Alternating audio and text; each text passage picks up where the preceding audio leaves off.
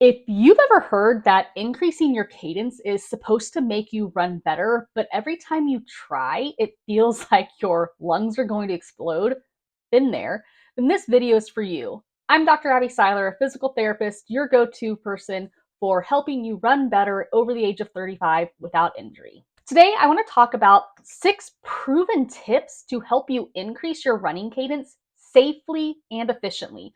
Plus, the common mistakes that hold runners back, and I'll break it down in a way that makes sense for your body, especially if you're dealing with past injuries or slowly recovering from one. Stick around because tip number 4 is one that almost no one talks about, but it's a total game changer for mastering cadence late in long runs. Before we get into the good stuff and how to fix your cadence, let's talk about a little bit about what not to do. So I see this all the time, and it's mistake number 1 is increasing your speed instead of your cadence. This is where we get into trouble. It's where I got in trouble way back early in my running career. Many runners think that cadence means just running faster, which is not true. Cadence is your step rate per minute, not your pace. Speed is a function. Cadence is your step rate per minute, not your pace. Speed is a function of cadence times stride length. So if you increase cadence without controlling your pace, you're probably going to find yourself gasping for air and unintentionally pushing your speed, which then can result in injuries because doing too much too soon, too fast, that type of thing, more capacity than what your body's ready to do.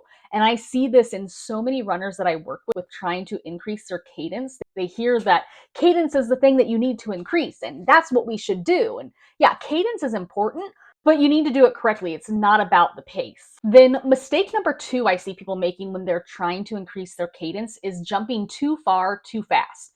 You hear it all the time. 180 steps per minute is ideal. And people think I'm at 155. I'll just leap and start really focusing on hitting 180. But making over a 20 step per minute jump overnight is like trying to squat 100 pounds more than your usual, or go from a 6-mile long run to an 18-mile long run. And it's super inefficient.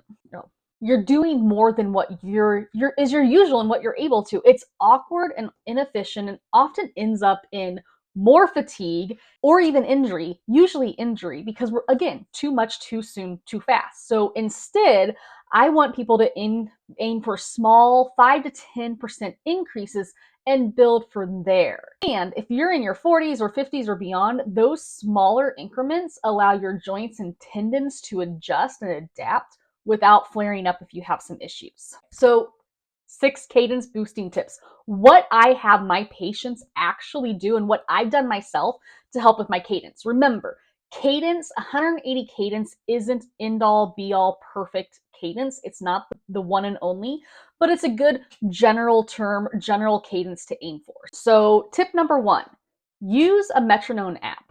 Download an app like Soundbrenner or Run Tempo. And then once you know your current cadence, check your Garmin or Strava or something like that, bump it up, do the math, bump it up by 5 to 10%. So for example, if you're at 160, aim for 168 to 170 steps per minute. Run to the beat for short 30 to 60 second intervals, and then gradually increasing how long you focus on that cadence as your body adapts to that faster leg turnover.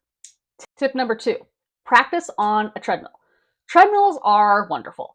I don't get the hype around, or the decreased hype, the hate around treadmills. The treadmill keeps your pace constant so you can focus purely on your step rhythm. This helps avoid unintentionally speeding up, and it's a great tool for refining your cadence without external variables like wind or hills or other things that your slick ice spots on the ground. Summertime, so we don't have to worry about those. But the treadmill really can't be beat when you're trying to retrain like this. And using tip number 1, back on the treadmill for shorter bursts to really focus for 30 to 60 seconds on that increased cadence that you're trying to hit before you make it to the next step. All right, my 3rd tip, run quiet. If you sound like an elephant, you're 1, likely overstriding or bouncing too much. And that causes you to not be able to turn over your legs nearly as much. If you're overstriding, you're breaking your body, so you're not able to turn your legs over nearly as fast. So try running with a softer footfall. This reduces the ground reaction forces and naturally helps increase your cadence. Bonus, it's easier to run that way, it's more efficient, and it's easier on your joints as you get older too. Best saying of both worlds. Tip number 4, speed up your arm swing. Here's a secret. When your arms, they drive your legs. When you increase your arm swing rhythm, your legs are going to follow. That's the body's natural movement, is to use the arms to swing opposite and in tune with your legs. So if you can move it more, your arms more, you're going to move your legs more. This is especially useful when you're tired and your cadence starts to drop.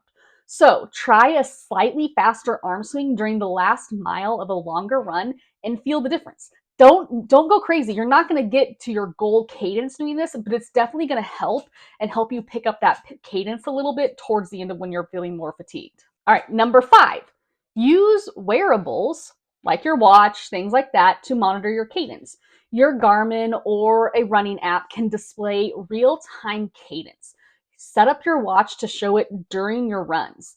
This feedback during your run will help you stay aware without guessing and without having to use that metronome, because let's face it, I would get sick of hearing the metronome over and over again throughout my entire 5, 6, 8 mile run. Tip number 6, use music with a set tempo. Kind of like my last point, if you don't love running to a metronome, then use music. That is what a metronome was created for, was for music. Find a playlist at your target BPM. Spotify, Apple Music, they both have running cadence playlists, or you can make your own using tools like Jog FM. There's also the Rock My Run app, which I used to love. I don't use it anymore, but it is a great app to use. They just don't have my style of music that I like to listen to. But use an app like that, or use music to set your cadence, but not your speed. Oftentimes, I find my one little negative about using music is, I don't know about you, but I get into my music, and as I'm running and I have that music at that higher beat per minute, yeah, I'm increasing my cadence, but I let that increase my speed too. And then the next thing I know, I'm dying on a hill and can't breathe. And well, there are better ways. Okay, because I like you guys, and there's so many tips out there. There's so many things and things that I've helped patients do and people do and runners do that I've coached. I got a couple bonus tips for you. So bonus tip number 1, strengthen your hip flexors and your glutes.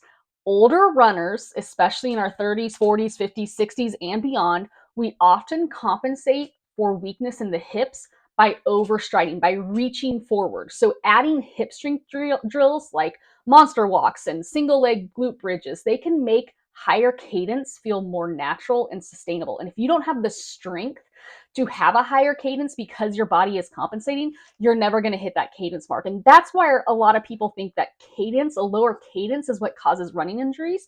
But it's really that lack of strength because your body's not able to effectively run in the correct movement pattern to have that higher cadence. And that's caused by the weaknesses, which is actually what is causing the running injury typically, along with doing too much too soon for your body. But that's all part of the same thing. If you're doing too much too soon too fast for what your body can handle, it's because your body doesn't have the strength yet. I can get off on a tangent. We're not going to. All right, bonus tip number 2, progress your cadence in intervals.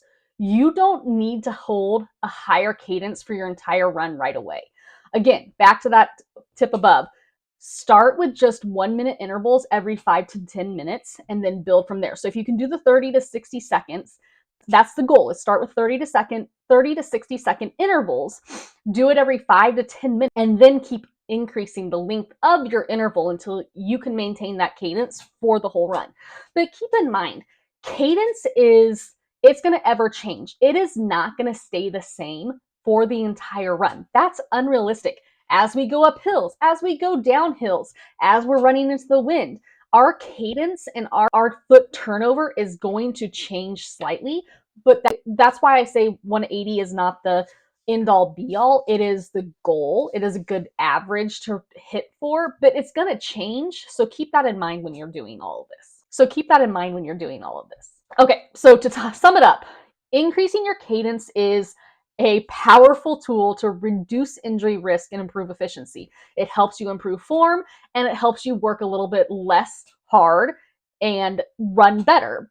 but it needs to be done thoughtfully and correctly, especially for runners over 35. Small intentional changes, quality over quantity.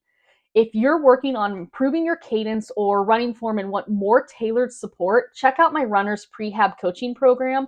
I deep dive into gait, strength, mobility, hit my camera, gait, strength, mobility, and all of that, and more to keep you running injury-free and strong for the rest of your life. Because let's face it, runners, we want to run for the rest of our lives. We love running. There's a reason we run. We run because we like it, not because it's fun. I mean, it is fun, but we do it because we like it. And if this, we'll get back on track. And if this video helped you, make sure to give it a like, hit that subscribe button, and let me know in the comments what's your current cadence and what tip has helped you improve it the most, or what you're currently doing to improve it.